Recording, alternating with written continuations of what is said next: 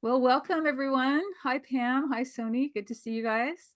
Nice to be Welcome. here. Yeah, welcome to all of you who are joining us today, whether you're on the webinar with us or listening to us on the podcast. I'm Diana Graber, founder of CyberWise and CyberCivics and author of Raising Humans in a Digital World. Here, as always, with Dr. Pamela Rutledge, who is the director of the Media Psychology Research Center. And today, we are going to talk about teachers on the front lines when social media problems come to school. So we're really excited to have as our guest someone who is on the front lines. That's educator Sony Albright. Sony and I just figured out that we've been working together for 12 years now, which is funny because she looks like she's just about 20 years old. So I don't know how that happened. Um, yeah, Sony is a seasoned educator with 22 years of experience, including 12 of those teaching cyber civics, our digital media literacy curriculum.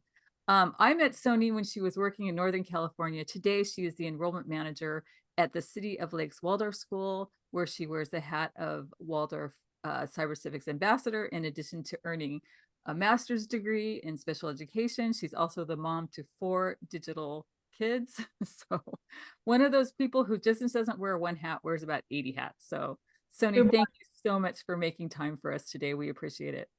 Thank you, All right. Pam. We chose this topic today because it's one we hear from teachers about a lot. And that's, this thing about kids on social media are using technology and they have these issues that then come to school and it really disrupts or impacts the school day. So because we were hearing about it a lot, we thought we should get some data. So we did a little research study. We sent out a survey to teachers asking about this, and we asked them, how often do problems that originate online impact your learning environment? 92% of teachers told us often or sometimes. Only 8% said never. We also asked them to describe the most common problems because we were curious. We kind of thought we knew, but we wanted to hear from you guys what you're experiencing. Kind of one thing rose to the top, and that was digital drama, which we're going to talk about what that is and how it shows it up in the classroom. Here's a little quote that might resonate with you. Social media and relationships end up impacting social lives in the school. Rumors, drama, hurt feelings, etc., detract from the learning environment. So that was one thing. The second thing that really stood out, and boy, this is one that I hear about a lot too, and I really want to talk about today, but that's sharing images that are embarrassing or hurtful without asking permission. And that happens a lot. So those are the two big things that stood out to me. Pam, I'm going to turn to you. What jumped out at you from these surveys? Well, we talked about this earlier. I think the digital drama was really pronounced. And what struck me is that part of what inspired this topic for us was all of this talk all over the country about we have to ban social media from the schools and we have to turn off the internet or whatever it is they think they're going to do. And while I think that banning phones in the classroom or restricting them is really an important thing to do because it just eliminates distractions. It does not touch on digital drama at all and all of the stuff that these teachers are reporting coming into the classroom. So that dichotomy was really striking to me. Right, right. And then Sony, before we ask you to share your personal experiences, what about the survey jumped out at you? I think as a teacher and as a parent, the biggest takeaways for me were when you read the teacher comments, yeah, they were all in the digital drama category.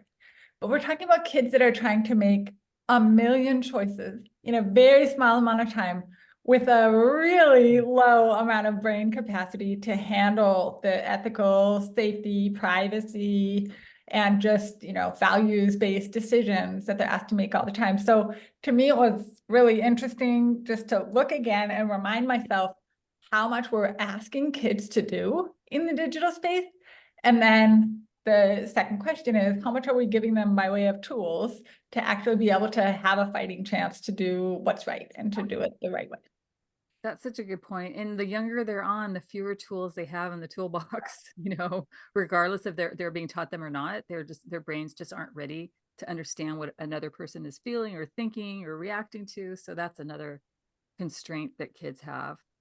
So I want to kind of zone in on this digital drama idea because I think it's really important to distinguish between cyberbullying and digital drama. It's something that we teach in cyber civics. We want the kids to know the difference. So cyberbullying is a really distinct and serious thing. It's online, it's intentional, it's harmful, and it's repeated. Digital drama are just the common everyday tiffs that have happened forever between kids, spilling over into the online world and spilling back into the offline world. It's not to say that it's not hurtful, because it is, but it just doesn't rise to the level of cyberbullying. And it was interesting in our study, bullying wasn't really called out much. It was all this little digital drama stuff. So Sony, maybe you can give us some examples of how you deal with that in the classroom.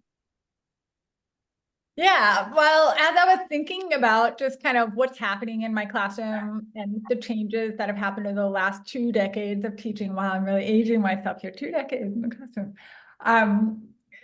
There are a lot of differences right now. And the biggest one I would say for sure in the last 20 years, even though that was really the rise of cell phones, and I've always been in middle school and high school, so I really was on the forefront of seeing that happen.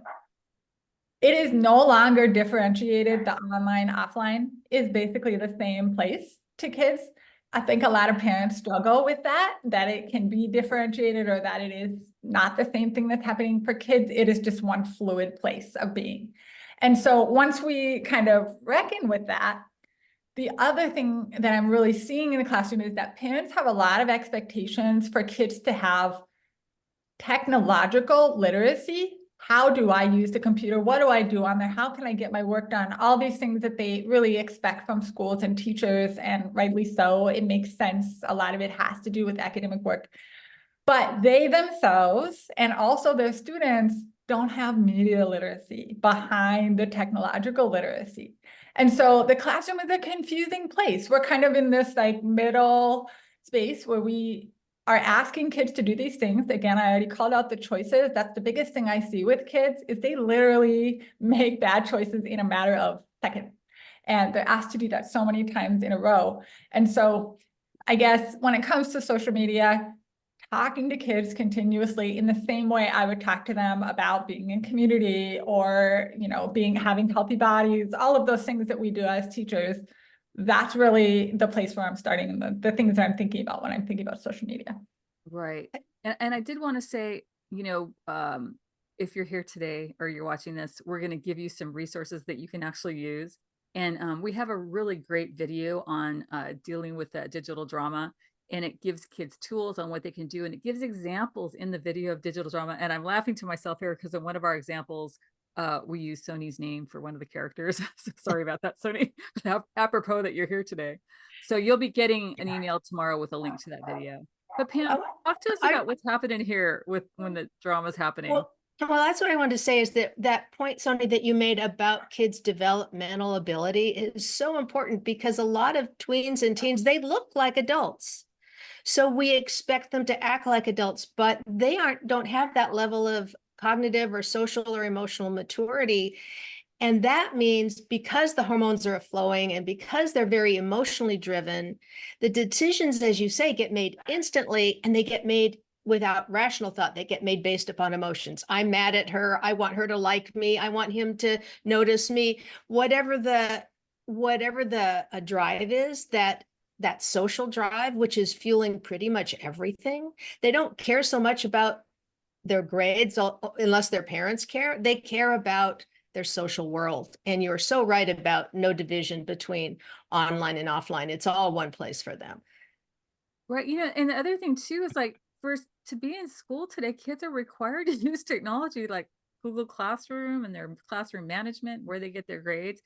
And then to ask them not to use technology for social media between each other. I mean, it's all just big one thing, And so to really focus on the behaviors, forget about the tools, as Pam has told me so many times, and just really focus on the behaviors and think about where kids are developmentally and practice these things in the classroom. I mean, one of the most powerful things that I loved about teaching cyber civics is I could go in there, teach to digital drama and talk about like, okay, let's talk about it.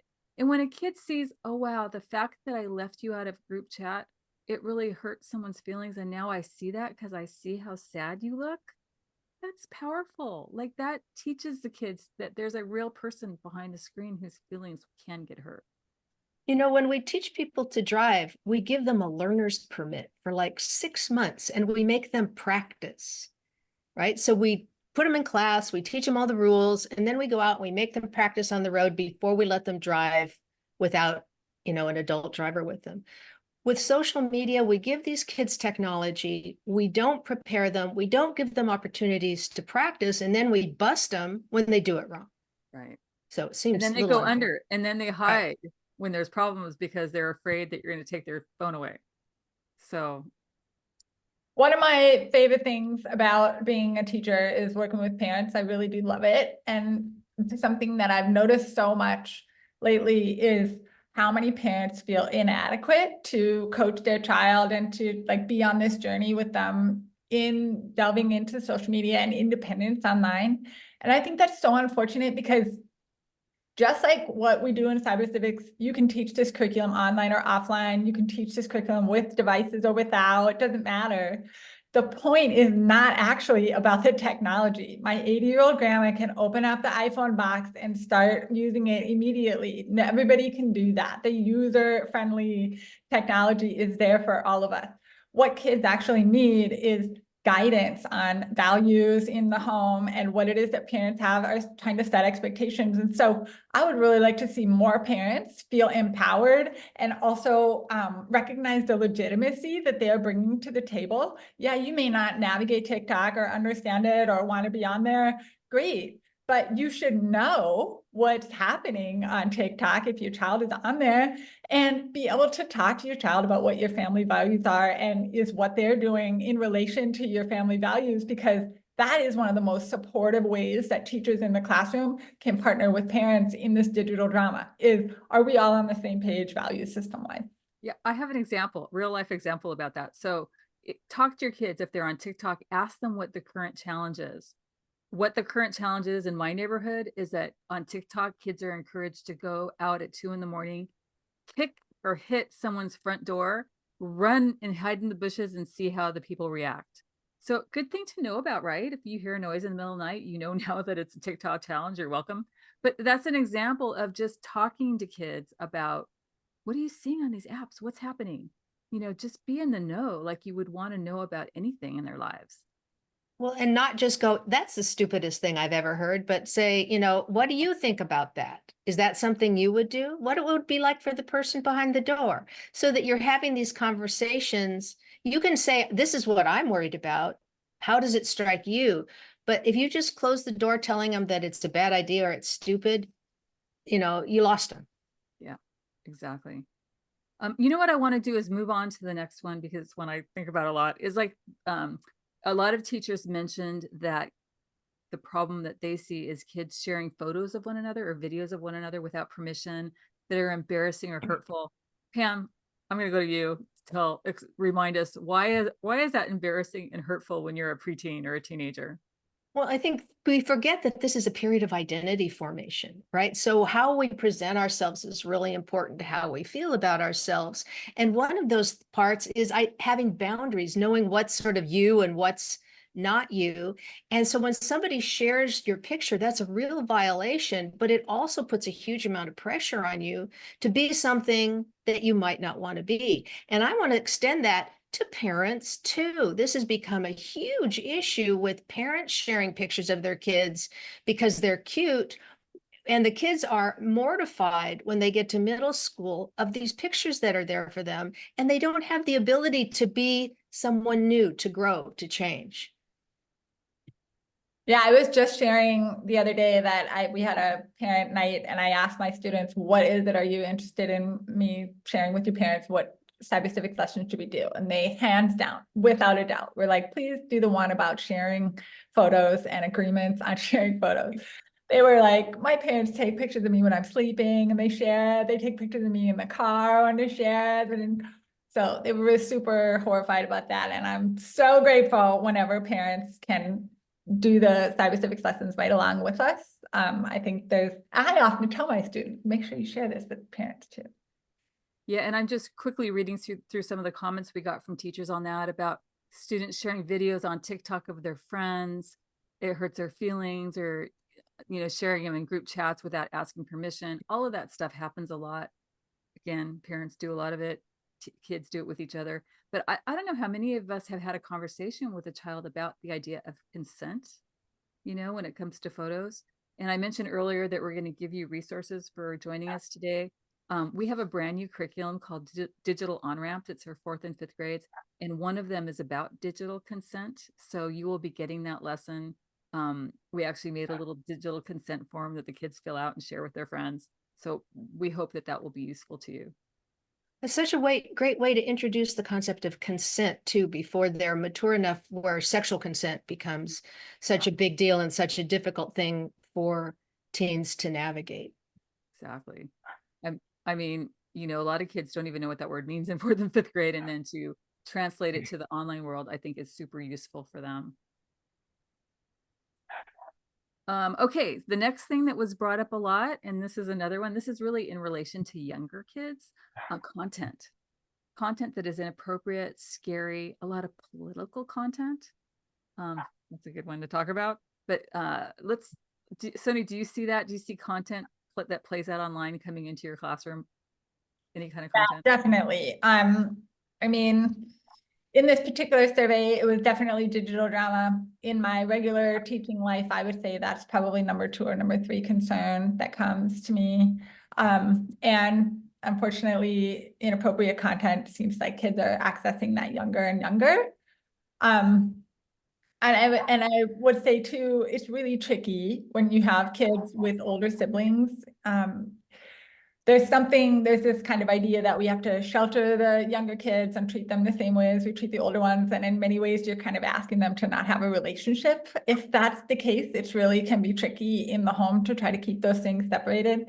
But when I talk to parents about it, I'm asking them to be really aware, especially in younger grades, about how and when they can access and why, what are they doing on there? And again, as we always talk about on-ramping, using digital tools together and for a purpose, not just as a kind of mindless activity. And those things can really help a lot with kind of controlling where that content is coming from. Yeah. And Pam, do you think, what is the impact of seeing harmful or scary content on a younger child? I think there's a lot of different kinds of harmful or inappropriate content, right? Because teenagers are naturally going to be curious about things related to sex. What you want to make sure is that you have, as the teacher or the parent, some kind of open communication so that you can tell them, hey, there's this stuff out there. I worry about you seeing it.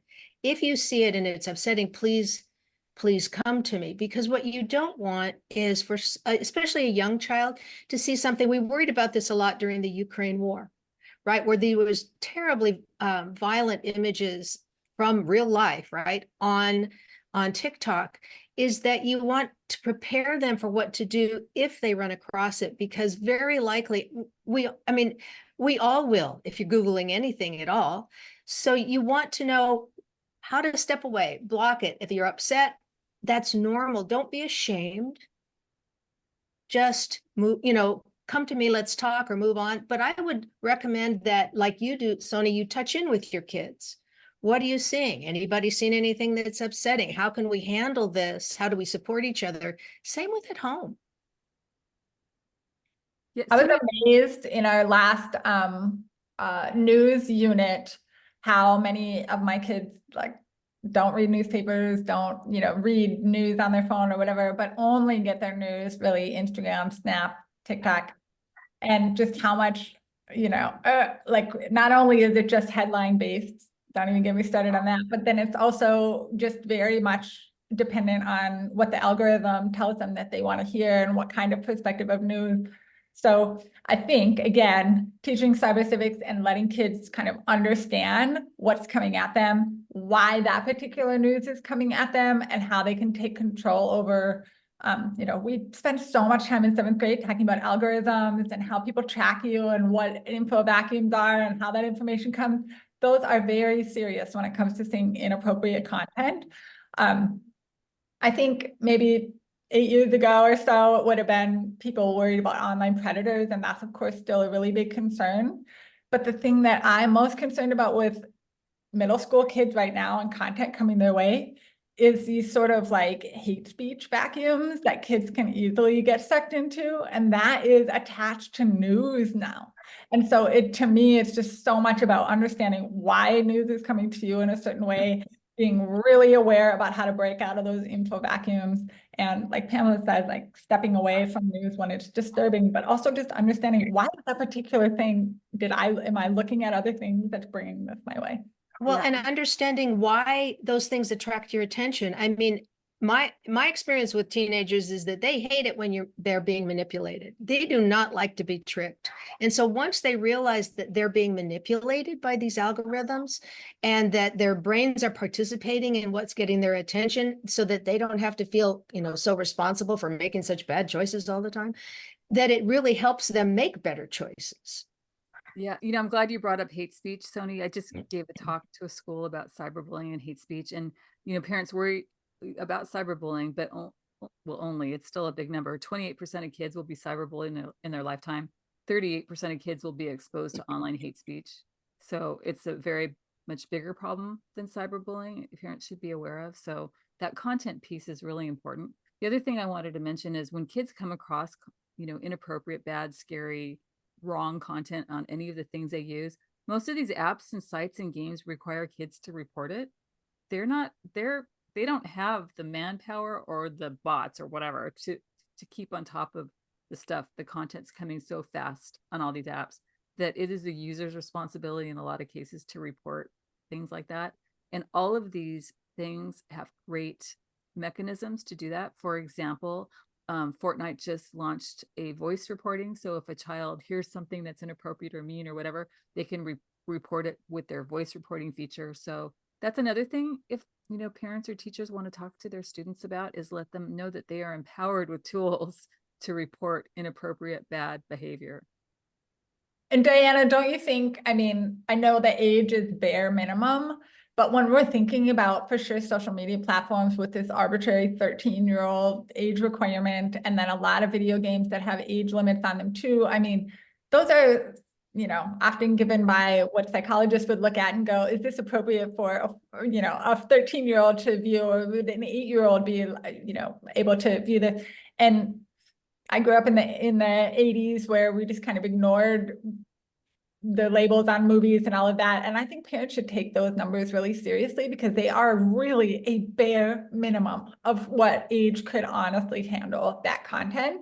And it should be a very serious warning that you don't know which kids are most triggered by those kinds of things, but the age range is really, really helpful. Yeah, and they should use the apps first to see what I look at stuff, Twitter, TikTok, and I think I'm not old enough to see that crap, so I mean, honestly, it's shocking, what slips through. So I think it is. And you have to remember that the algorithms aren't gonna capture things that are coded. In other words, if some word can't go through, it doesn't take very long before the people who are sending out the inappropriate messages figure that out, and they start using different words or emojis or some other way of communicating.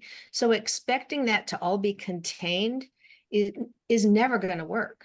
So it's really important to prepare the receiver for knowing what to do when those things turn up. And, to your point, Sony, that, paying attention to, not just paying attention to the age limit, but talking about, kids go on Fortnite and Minecraft, they trash talk each other all the time. So having conversations about what does that mean and how does that affect somebody's mood to be trash talked, so that they start to develop that understanding of what it's like to say those words and what it's like to receive those words. I'm going to get really irritating now. We have a lesson for that too. No, that's not irritating. That's a fact. Yeah. It's called You Are the Words You Use. And it's exactly about that. It's like the words you use reflect who you are. And there's a little activity that goes with it. But I mean, that's what I love doing this, because all of these problems that teachers pointed out, we have a lesson that solves the problem. And so the amount of time that they would spend dealing with the problem, it would be less time to preempt it with a real simple lesson that will go way far beyond that day's problem. So. And Diana, once you have that problem and you've already done that lesson, this is my experience teaching this program for so long, it's in your school, it's in your culture. So it works across the grades. It works with all of the kids that are experiencing cyberspace, and the one that will experience cyberspace, they are ambassadors then for your expectation, because everybody is on the same page. So it works afterwards too. It's not just preemptive, it is long lasting. So when it comes up, you can review, remember, hey, we made this agreement, we set this stuff up already. Why aren't we doing this? How do we get back to this place? It's such an amazing way to set the base foundation of expectations. And empower kids. There's such psychological power in giving people control over their devices and control over their behavior, with ramifications, as you say, Sony, not just for them, but for other people, but also for everything they do in their life, because now they have a different view of themselves as capable and competent and being able to handle problems, not just opening an iPhone. And that's so key. And something we were talking about before we went live is having common language. Vocabulary for all this is so important, especially with parents, because parents will say it's something and it's actually something else entirely. So to get the whole community on board with language and expectations, I think is huge. So, okay, I'm going to move on to the next thing that was really brought up by teachers, and that's kids feeling left out, whether it's left out of a group chat or left out because you're the last one to get a cell phone. So I'm sure, Sony, you deal with probably the second part of that quite a bit in your school. Yeah, social health is such an important aspect of the teaching job nowadays. I would say, the expectations of parents, but also it's just really needed to lead by example and to also just build healthy culture inside of your classroom. And so exclusion is one of those really big risks. And that can be a matter of family values. It can be, some kids are allowed to play video games in 5th grade and this particular one, and some kids aren't. And so how do we deal with that? It can be, who has this type of genes and who doesn't. It can be those. So that's something kids will deal with their whole lives. What our job, or the thing that I really want to set up in terms of healthy social culture in our class, is giving kids a way to be fine with what they have, with owning what their own family values are, and then setting up the class expectations around respect, around courage for direct speech, around stating when you don't like something that's happening, all of those things that we set up in cyber civics in terms of how do we treat one another, how do we be in community, whether it's online or offline. And those things make us way more equitable, because there's always going to be things where people are left out. When it comes to devices and digital drama, it is absolutely classic in 5th and 6th grade. I think these exclusion problems are the biggest. And that's because those are the ages where the haves and have not become really big. Some people get the things for the first time and people are figuring it all out. And really what I wish would happen is that parents would be working with teachers. Me as a teacher, I wish so much that parents would work with me to scale back when there is a big social detriment to the class, not just like, we're just going to do this thing. I would so much rather have a partnership with parents where we could say, you know what, this is causing a really big problem in this class. Can we just step back for a minute and evaluate, like, are we prioritizing our kids' social health over all of the other things? That speaks volumes to the students when we do that. Yeah, I love that. Yeah, when I wrote my book, I wrote the discussion guide because I was hoping that parents would read it together in their groups so they'd get on the same page on these same topics, because it just helps the kids so much when, as you said, Sony, the culture is in agreement and there's not like the outlier kids, because I feel for the kids that are maybe the only ones left out of all the group chats. They never know what's happening because they don't have a cell phone, and that's okay because that's a family choice. But to just understand that feeling of left out is a hurtful feeling. And what can you do as a community to make sure that, there aren't kids being left out? All right, so let's move on. What else? Oh, what was interesting to me? Well, I'm gonna say one other thing that was kind of brought up a lot is kids not knowing how to deal with ads and pop-ups. Like when teachers assign homework or any kind of work, and all of a sudden these things pop up or they get into filter bubbles and kids not knowing what to do. We have a lesson for that too, by the way. But I thought that was interesting that was a problem that you're seeing in the classroom. Are you seeing that, Sony? Not so much. Kids definitely talk about that. I think in 7th grade, when we're really talking about how to use an incognito web browser and how to like clear your cookies and all these other skill building things we do. This is the point where at the end of every one of those lessons, I say, now take this home to your parents. And when you see those pop-ups come up, you know, this can help with some of those things. Make sure you teach your parents how to do these privacy things. And we all have a good chuckle about it, but honestly, they need to, and it's actually really helpful. Yeah. But that just shows how much parents presume that these kids, because they've grown up with technology, that they just know all this stuff. And they don't. I mean, they know, they know how to navigate the things that they use all the time, but navigating is not the same thing as having digital literacy. And I have to say, Sony, that calling this all sort of social health is like the smartest thing I've heard in years. I mean, it really encapsulates what it is you're trying to do for kids, because it isn't about technology. It's about approaching life that has technology in it.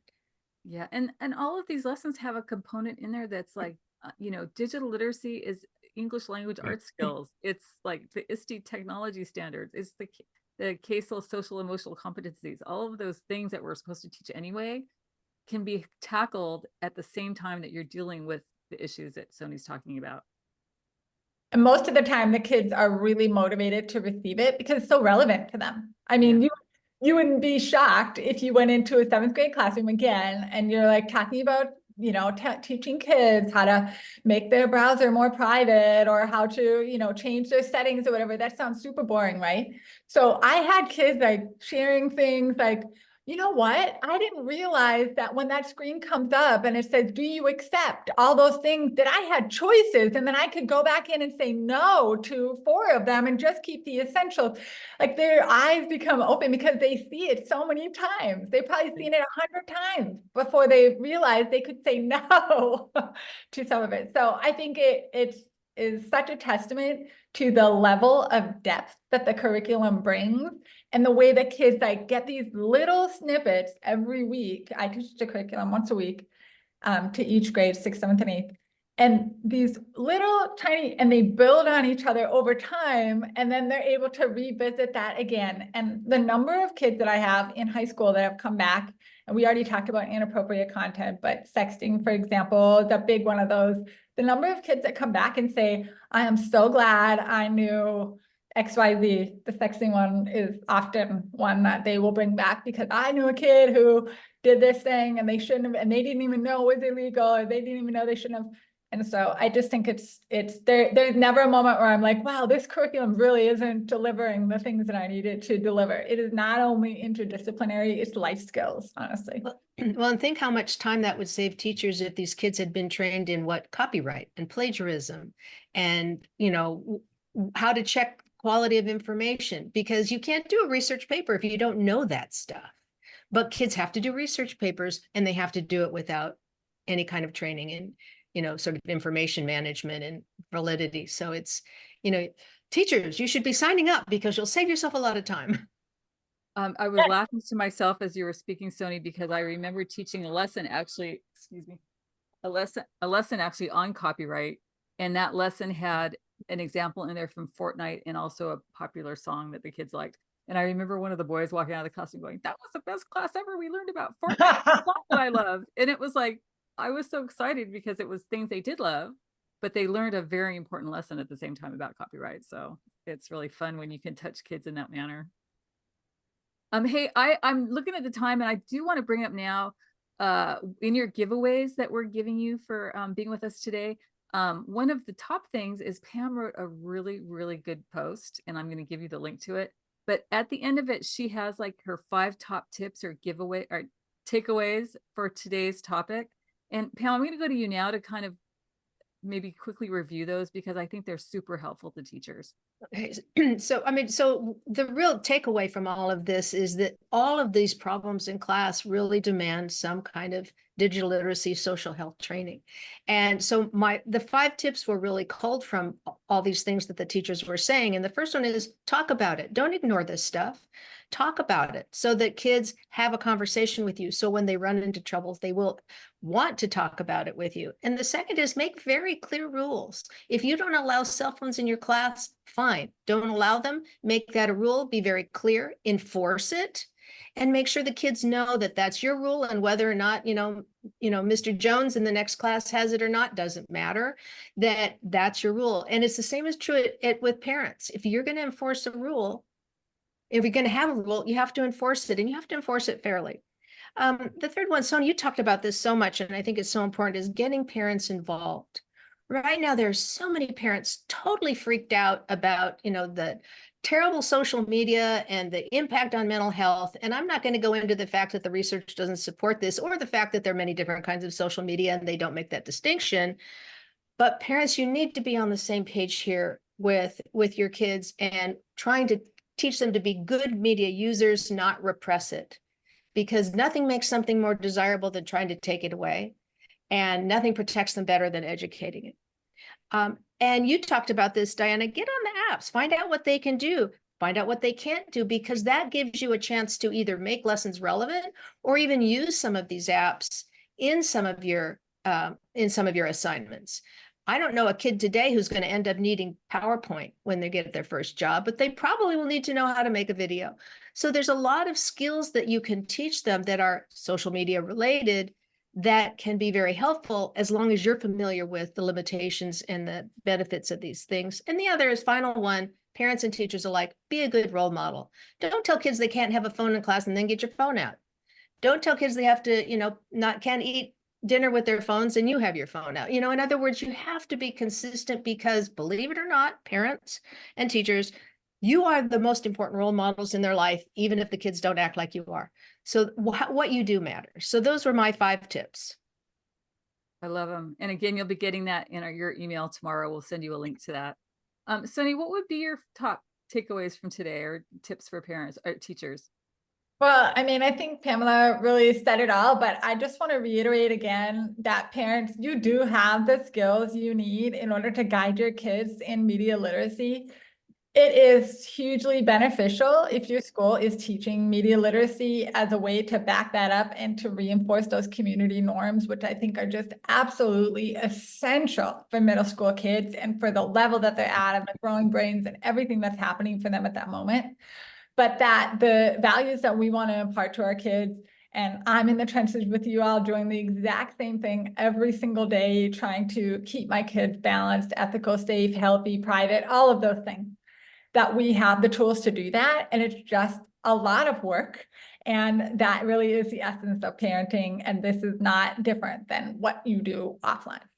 Yeah, I think that's really well said, Sonia. And I know I appreciate so much that you're out there teaching so many kids, as well as your own, how to have these skills. And I would just wrap up by saying, again, the time that you're going to spend solving problems, put that time into preempting them.